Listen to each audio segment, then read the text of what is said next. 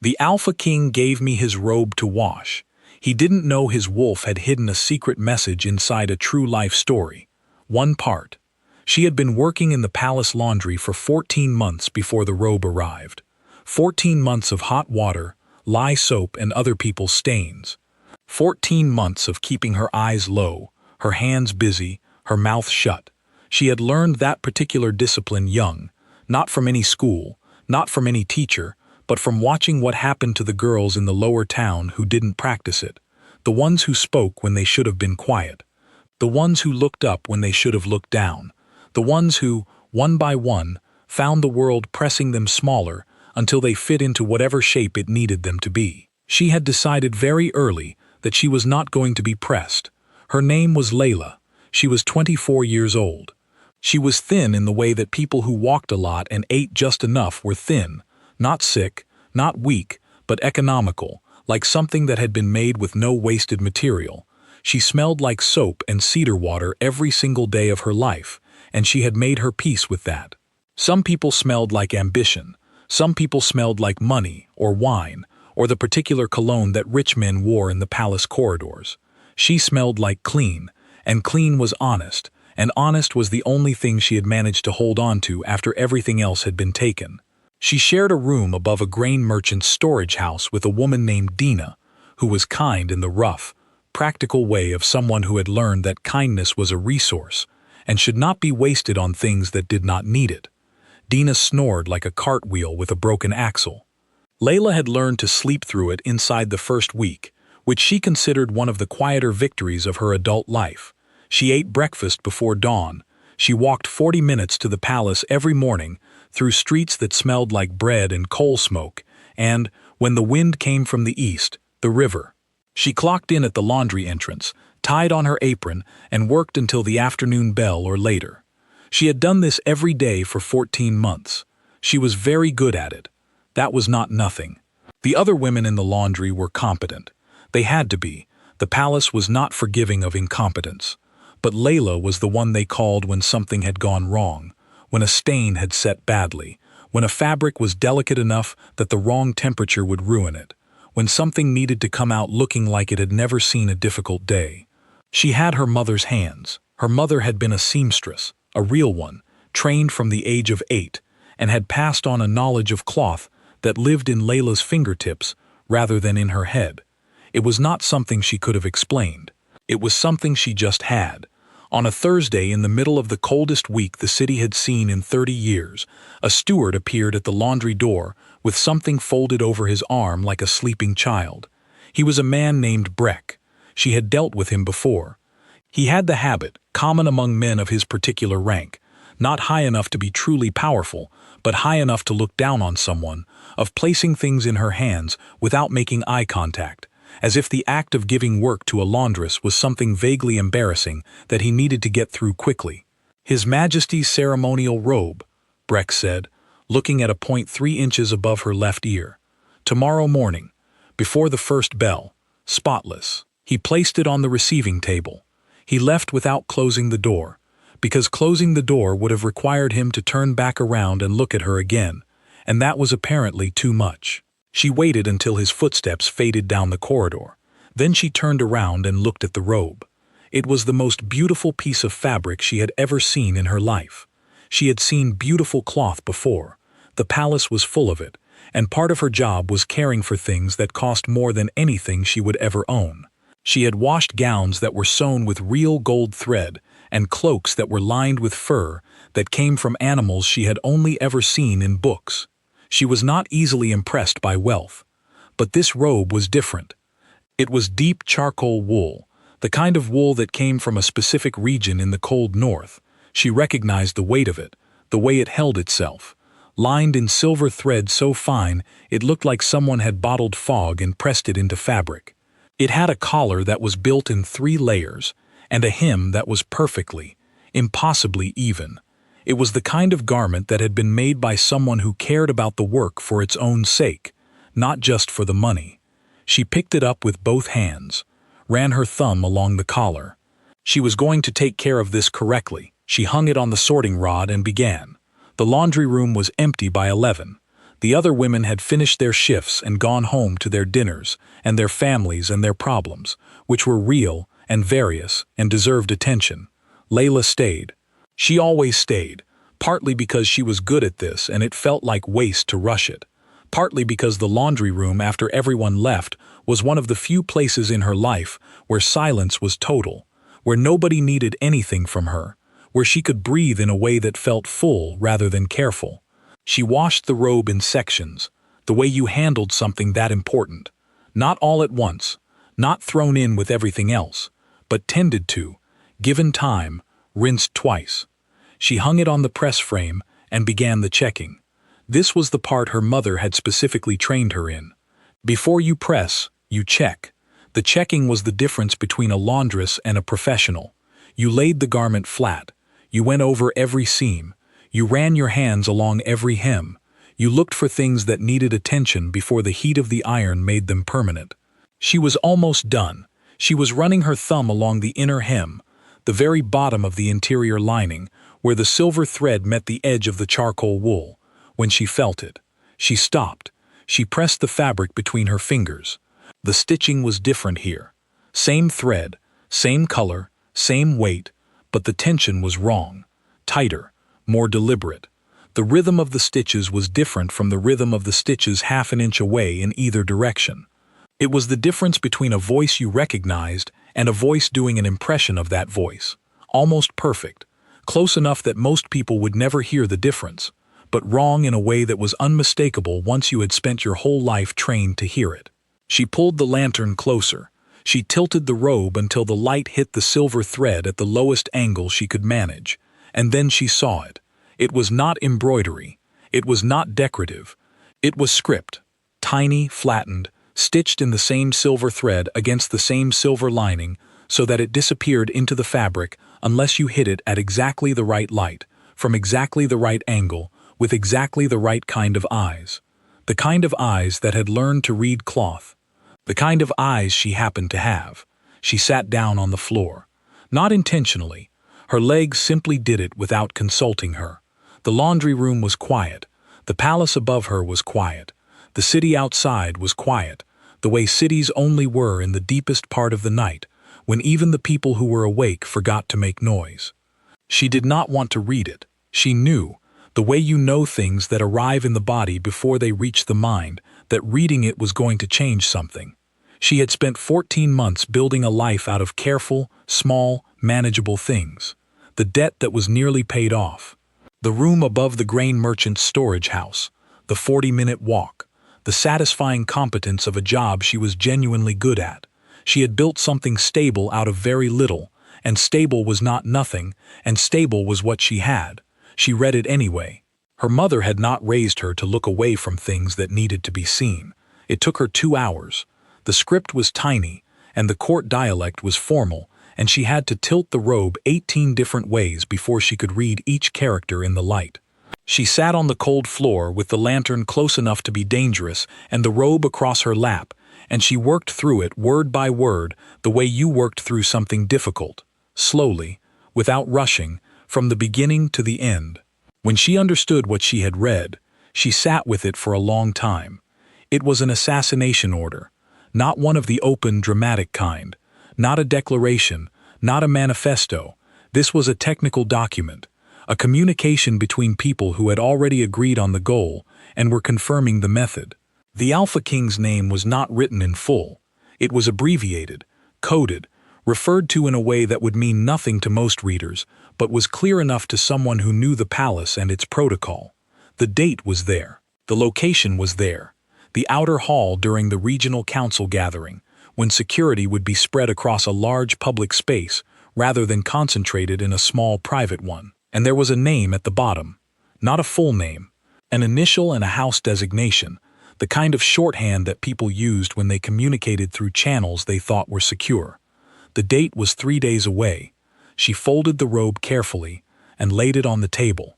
She sat with the facts. She had no proof. She had read the message. She had memorized it.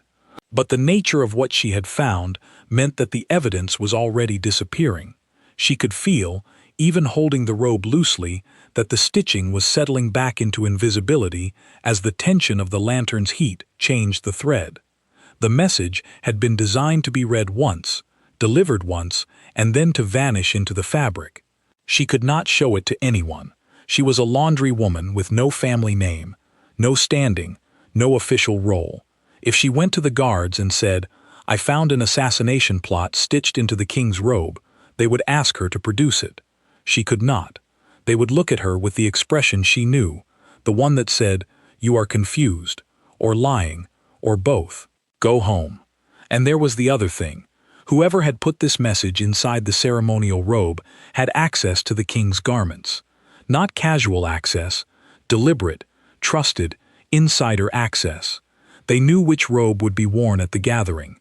They knew when it would be sent out for alteration.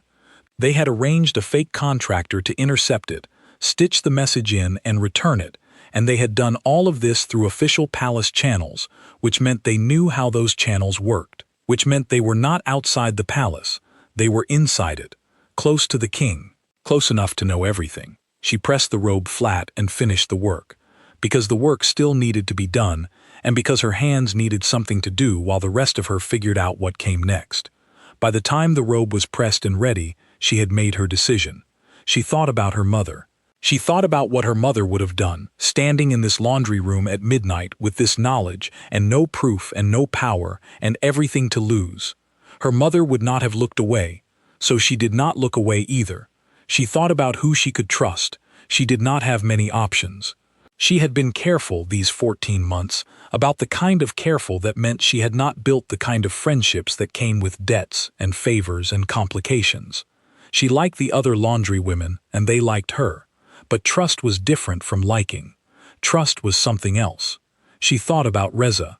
Her name was Reza, and she was the oldest person Layla had ever had a real conversation with, and she had worked in the Palace Textile Archive for 31 years. And Layla had met her entirely by accident 8 months ago when she had taken a wrong corridor and opened what she thought was a linen cupboard and found instead a room the size of a small house, filled with shelf after shelf of rolled cloth, labeled ledgers, cataloging records, and one very small old woman at a desk twice her size who had looked up over her spectacles and said, without any expression, "You're lost. The drying yard is the next left. Shut the door." Layla had shut the door. Then she had opened it again, because something in her was curious, and curiosity had always been the thing she could not quite suppress, no matter how carefully she managed everything else. "What is all this?" she had asked. Reza had looked at her for a moment. The textile record of this palace going back 60 years. Every garment made, altered, repaired, or replaced. Who made it? What it cost? Who wore it? Who last touched it? She had paused. "I am, as one might imagine, in extremely high demand socially." It had taken 3 weeks of bringing Reza a cup of tea in the late afternoons before the old woman started talking to her properly. Not because Reza was unfriendly, she was not, exactly, but because she had been in the palace long enough to be cautious about who she spent words on. Once she decided Layla was worth words, she was generous with them. They talked about fabric, mostly, about thread and weave and what cloth could tell you about the person who made it, or wore it, or neglected it. About the history of the palace written in its linens. It was the best conversation Layla had found in 14 months. She went to Reza before dawn. She knocked on the archive door the way she had come to knock. 3 short taps, 1 pause, 1 more, and waited. The door opened. Reza was already awake. Reza, it turned out, was always already awake. She slept very little and considered it one of the advantages of being old. She looked at Layla's face. "Come in," she said. "Sit down." Layla sat. She told Reza everything, from the beginning, without leaving anything out. The robe, the feeling under her thumb, the light and the angle and the script, the message and what it said, and when and where, the ghost contractor and what that meant, the fact that the evidence was already gone. Reza listened without speaking. She did not interrupt. She did not react visibly. She sat with her hands in her lap and her spectacles on and her face completely still, and she listened to every word. When Layla finished, Reza was quiet for a moment. Then she turned to her shelves. "The ceremonial robe," she said. "Charcoal wool, silver lining, royal weight. Made in the 3rd year of the current king's reign." She pulled a ledger from the shelf and found the page without hesitation. 31 years of practice, knowing exactly where everything was. Last alteration, 6 weeks ago. Hem seam repair and repressing of the collar lining, sent to an external contractor. She ran her finger down the line. Name registered here. A woman, a shop address in the east quarter of the lower town. She turned the ledger to face Layla. Layla looked at the address. She knew that street. She had walked it twice in the last month on her way to the grain market. The shop that was listed at that address had been shut for 2 winters. The windows were boarded with wood that had gone gray and soft from the weather. Nobody had worked there in a long time. "Ghost contractor," Reza said. "Yes, which means someone with account access and contracting authority created a false record to get that robe out of these walls and back in with something inside it. Someone who understood the process from the inside. Someone in the household administration, at a level with budget authority." Reza closed the ledger. The list of people with that combination of access is not long. They sat with that for a moment. "I need to speak to the king," Layla said. Reza looked at her for a long moment. There was something in the look that was not doubt and was not surprise. It was more like the look of someone who had been waiting for a particular thing to arrive and was watching it come through the door. "You understand what you are walking into," Reza said. "You have no evidence. You have the word of a laundrywoman against whoever is behind this, and whoever is behind this has enough power and access to move inside the palace household without being noticed. If they find out you found the message before you can reach the king—" "I know," said Layla. "And if you reach the king and he doesn't believe you, I know that too." Reza was quiet for a long moment. "I have been in this palace for 31 years, she said. "I was here when the old king died, and the new one came to power. I was here when the court reshuffled, and when 3 different lords tried to position themselves as the power behind the throne, and when 2 of them were quietly removed, and one of them is still here and still trying." She stood up slowly, in the deliberate way of someone whose joints had opinions, but whose dignity would not allow her to acknowledge them. "I have watched good people see things and stay quiet because the risk was too high, and I have watched the cost of that, year after year, in what the palace became and who it served." She went to the wall panel behind her desk. "I know a corridor," she said. "I have known about it for 20 years and I have never used it.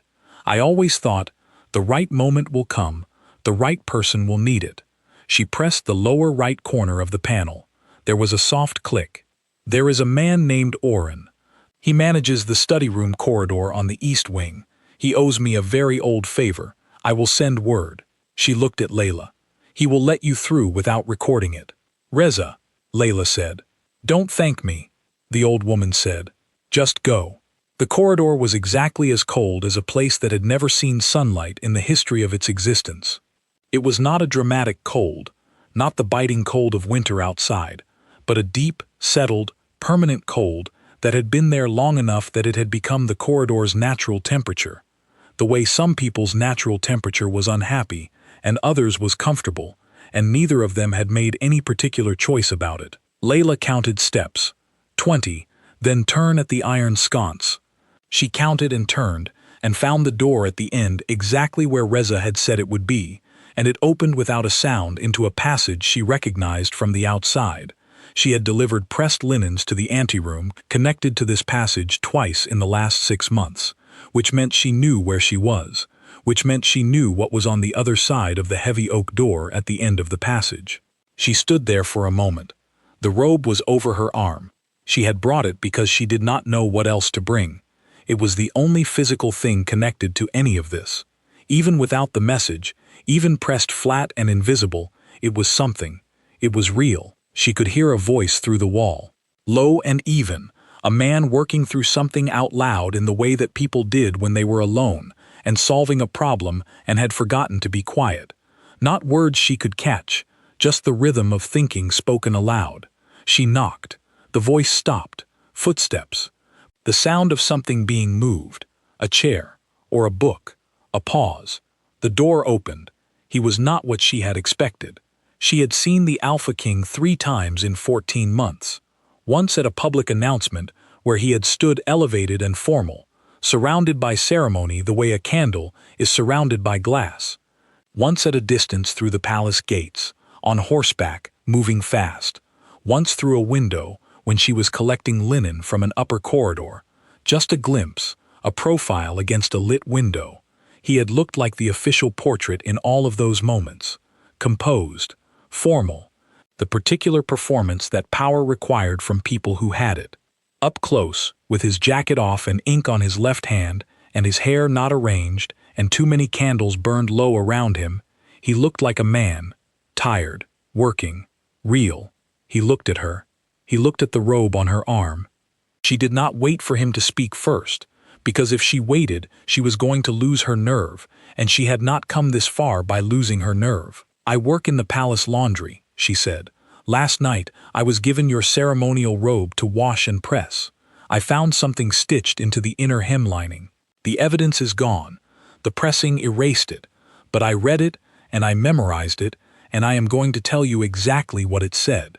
He looked at her for a long moment. "How did you get in here?" he said. "A corridor, behind the textile archive. Reza. She said you could be trusted. She said she had been watching you long enough to know." Something shifted in his face. Just a degree. The kind of shift that tells you a name means something to a person. He stepped back from the door. "Come in," he said. She sat in the chair across from his table. He remained standing, which was probably habit. She told him everything in the same order she had told Reza, the feeling under her thumb, the light and the angle, the script, the message, the date and location, the ghost contractor, the account access that would have been required, what she had memorized, what she could no longer prove. She was not emotional about it. This was not because she did not feel anything. Her hands were very cold and there was a tight wire across her chest, but because the facts were what mattered, and she was better at facts than at feelings, and she had always known this about herself. When she finished, she put the robe on the table between them. He did not speak immediately. He looked at the robe and then at her, and then at the middle distance that people looked at when they were placing a new piece of information into an existing picture, and the picture was becoming clearer, and it was not a comfortable clarity. "The date," he said. 3 days from now. The regional council gathering. Full court, outer hall. He was not saying it for her benefit. He was thinking out loud in the same low, even way she had heard through the wall. Security distributed across the public space. Maximum exposure. Minimum concentration. It is, objectively, the most vulnerable window in the next several months. He looked at her. "Someone who knows my schedule very well." "Someone close," she said. "Yes." He looked at the robe. "The ghost contractor. The false address. That is something. That requires account access. That narrows the field. Reza has the record, the ledger, the name and address, false as they are. It proves someone inside created a false contracting record. That is not nothing." "No," he said. "It is not." He looked at her again. "Why did you come here?" he said. It was the second time he had asked, and the second version was different from the first. Not a security question, not suspicion, but something more like genuine bewilderment, the kind that came from having people around you for long enough that you forgot what it felt like when one of them simply did the right thing without any angle attached. "You have no evidence. You have no standing here. You could have gone home. You could have let this—" "I read the message," she said. He waited. "Once you have read something, you cannot pretend you did not. My mother taught me that. It was about cloth, when she said it, about the things you saw in the stitching that told you something was wrong, but it applied to everything." She looked at him steadily.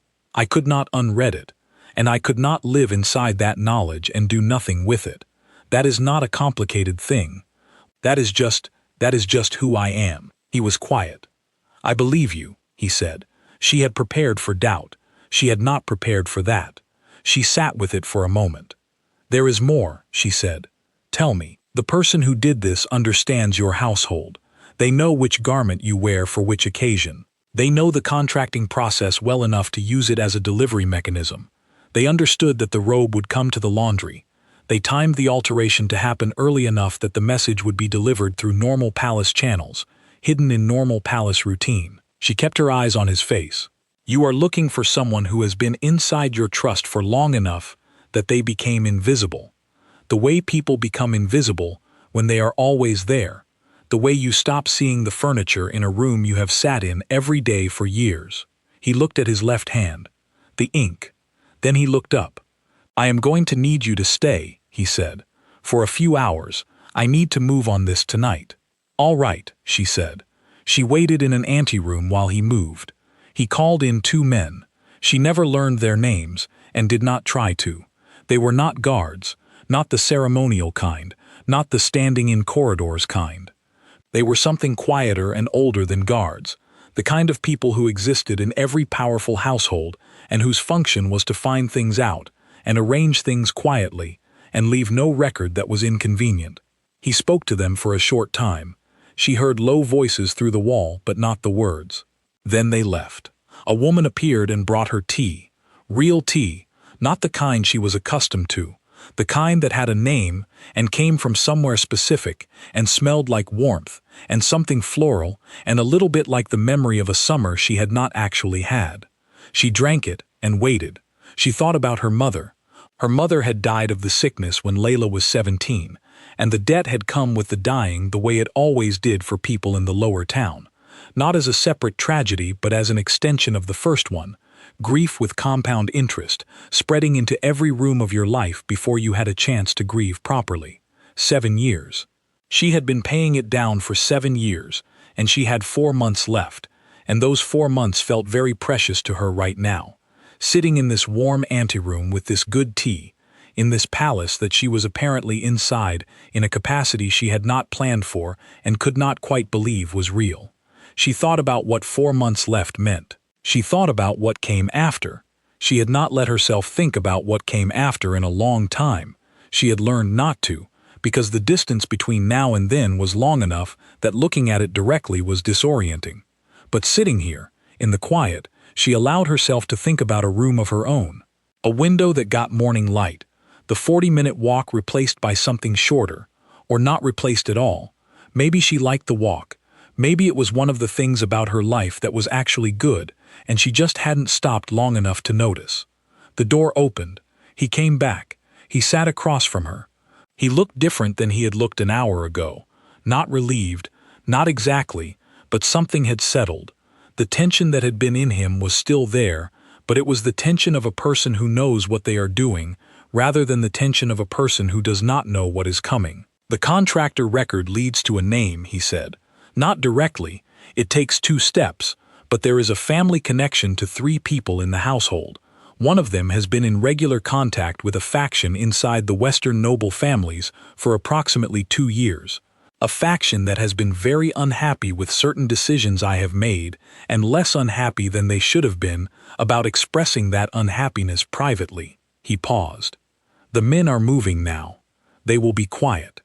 Will it hold? She asked. If we move before the gathering, yes. The record Reza has, the false contractor entry, is evidence of fraud inside the palace accounts. That gives us enough to open a formal review without announcing what we know. The review produces the rest. He looked at her steadily. You gave us the thread. Everything else was pulling on it. She nodded. The robe, he said. You pressed it. It needed pressing, she said. That was my job. Something in his face that she had no exact name for. Your name, he said. Layla. Layla.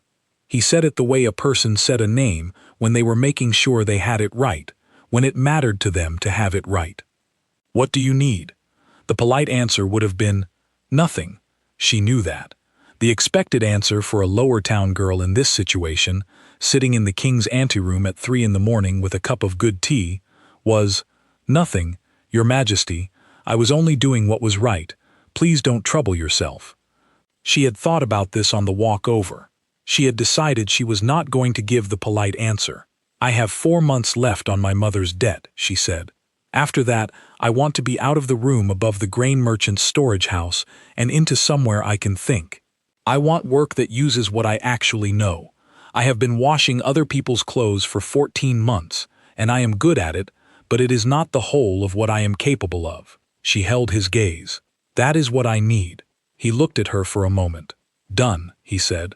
The council gathering happened 3 days later, on schedule, as if nothing had changed and nothing was different, and the outer hall was simply full of important people talking about important things, with the Alpha King standing in the center of it in his ceremonial robe, charcoal wool, silver lining, pressed and spotless. Nothing happened. That was the point. That was what success looked like in this particular type of situation. Not a dramatic intervention, not a public confrontation, but nothing, the absence of the thing that was supposed to happen. Behind the surface of that nothing, 7 people were quietly removed from their positions in the days following the gathering. 4 were brought before an internal review. 3 left the capital before the review could be formalized, which was, in its way, a confession, and the kind of confession that left a trail of its own. None of this was announced publicly. The city woke up the morning after the gathering and drank its tea and argued about ordinary things and had no idea that the shape of the next several years had been decided in a laundry room at midnight. Layla was transferred to the textile archive. The official reason was administrative reorganization. Nobody asked many questions about it because palace administrative reorganizations were common and dull and not worth investigating. She moved her things from the laundry and began working under Reza, cataloging, documenting, maintaining the record of everything made of thread that moved through the palace. It paid 3 times what the laundry had paid. It was warm, the work was careful and precise, and required her to pay attention to everything, and she found that she was good at it in a different way than she had been good at the laundry. Not just competent, but suited, the way a tool is suited to the specific job it was built for. Reza looked at her on the first morning with the expression of a person who had laid something very carefully and was watching it complete. "You knew," Layla said. "I suspected," Reza said. "The archive has needed another set of eyes for years. The right kind. Ones that look at what is actually there, rather than what is supposed to be there." She handed Layla a ledger. "Start with the overcoats from the East Wing. They have been misfiled chronologically since the last assistant retired, and it has been bothering me for 2 winters." Layla took the ledger. She started with the overcoats. He called her in once more, about 2 weeks after the gathering. She did not know why and did not ask. She followed a different steward, not Breck, through the public corridors in daylight, which felt strange after the midnight corridors, and the cold passage, and the whole particular texture of how this had started. She was shown into a room she had not been in before, smaller than the study, with a good window on the east side and maps covering most of one wall and a table with 2 chairs. He was standing at the window. He turned when she came in. "I wanted to ask you something I did not ask that night," he said. "All right," she said. "When you found the message, you said you felt the stitching was different. The tension." He paused. "Most people wash a robe and press a robe and fold a robe and move on. They would not feel a difference in thread tension at the inner hem. They would not know to look." He looked at her directly. "How did you learn that?" She thought about how to answer this. "My mother was a seamstress," she said. "A real one, trained for it since she was a child.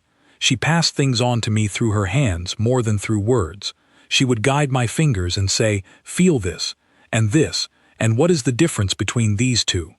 I learned what honesty felt like in thread. I learned what it felt like when someone was rushing, or lying, or trying to hide something in the work." She looked at the maps on the wall without really seeing them. She used to say the stitching never lies, even when the person who put it there did. "The stitching never lies," he said. "No, it doesn't." He was quiet for a moment. "I have people around me who are trained in security," he said. "People who have studied threats their whole lives. And the thing that protected me this time was a woman who stayed late to do her job properly and had her mother's hands." He said this not as a complaint, and not as a compliment exactly, but as something he was processing out loud, the way she had heard him through the wall on the first night, thinking, "What does that tell you?" She considered this. It tells you that the threat that gets through the trained defenses is always the one that wears the face of something ordinary, she said. A robe going to the laundry, a contractor alteration, a normal piece of palace routine. The people who planned this were not trying to break through your security. They were trying to walk through your daily life without being noticed. She paused. The laundry is where ordinary things go. It is the last place anyone looks. And you looked, he said. My mother looked first, she said. I just kept her habit. He was quiet for a long time. I am going to change the contracting protocols, he said. Reza has already recommended it. Triple verification on all external alterations. Physical inspection on return. He paused. She suggested you draft the new documentation. She did not tell me that, Layla said. She recommended it to me directly. 3 days ago. With, I should say, the confidence of someone who was not asking permission. Layla thought about Reza at her enormous desk in the archive room that smelled like old cloth and careful record-keeping, recommending things to the king of this realm with the confidence of someone who had been doing her job for 31 years and knew exactly how much that was worth. I will draft the documentation, she said. Good, he said.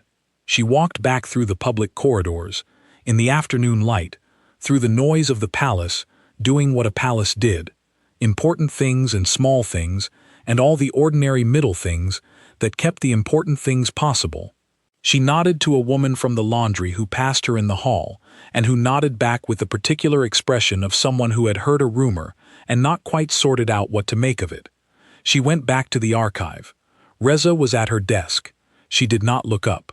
He wants me to draft the new contracting documentation, Layla said.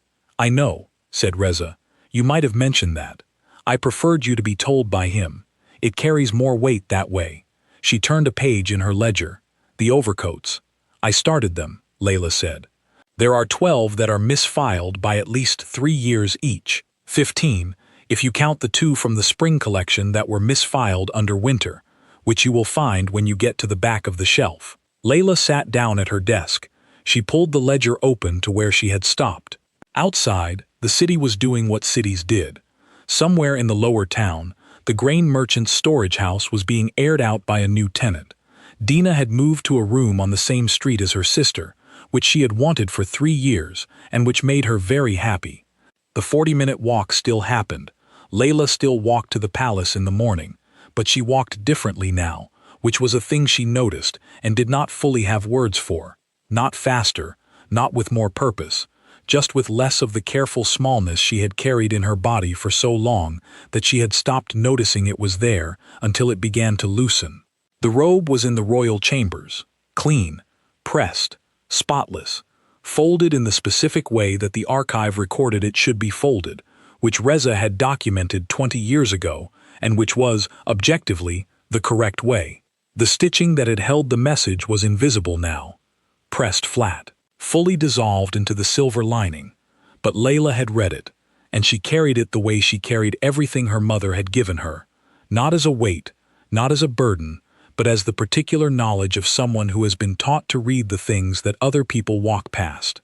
The things that look like nothing, the things that live in thread and tension, and the specific feel of a hand that is hiding something in its work. She turned the page. She kept working. This is a true account of what happened in the palace, in the 14th month of Layla's service there. No official record mentions her by name.